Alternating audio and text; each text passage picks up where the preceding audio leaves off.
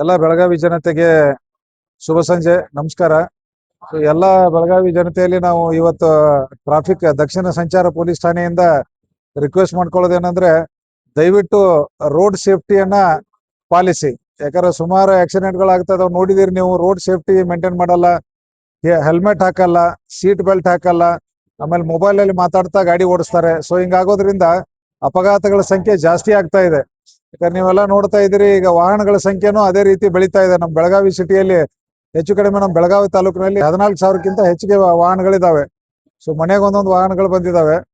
So ದಯವಿಟ್ಟು ಸಾರ್ವಜನಿಕರಲ್ಲಿ ವಿನಂತಿ ಅಂದ್ರೆ, ನೀವು ದಯವಿಟ್ಟು ಟ್ರಾಫಿಕ್ ರೂಲ್ಸ್ ನ ಫಾಲೋ ಮಾಡಿ.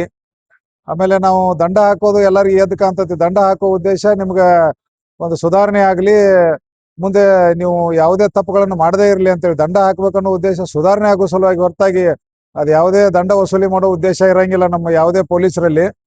ಹಾಕೋ ಉದ್ದೇಶ ನೀವು ನೆಕ್ಸ್ಟ್ ಟೈಮ್ ಆ ತಪ್ಪುಗಳನ್ನ ಮಾಡಬಾರ್ದು, ಸೀಟ್ ಬೆಲ್ಟ್ ಹಾಕಬೇಕು, ಹೆಲ್ಮೆಟ್ ಹಾಕಬೇಕು, ಟ್ರಾಫಿಕ್ ರೂಲ್ಸ್ ಗಳನ್ನ ಫಾಲೋ ಮಾಡಬೇಕು, ಆಮೇಲೆ ಸಿಗ್ನಲ್ ಗಳನ್ನ, ರೋಡ್ ಲೇನ್ ಗಳನ್ನ ಫಾಲೋ ಮಾಡ್ಲಿ ಅನ್ನೋ ಉದ್ದೇಶದಿಂದ ನಾವು ಇದನ್ನೆಲ್ಲ ಮಾಡ್ತಿರ್ತೀವಿ. ನಾವೆಲ್ಲ ಮಾಡೋದೇ ಸಾರ್ವಜನಿಕರ ಹಿತರಕ್ಷಣೆಗಾಗಿ.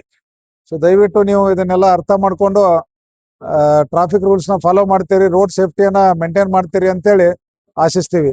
ಎಲ್ಲರಿಗೂ ನಮಸ್ಕಾರ.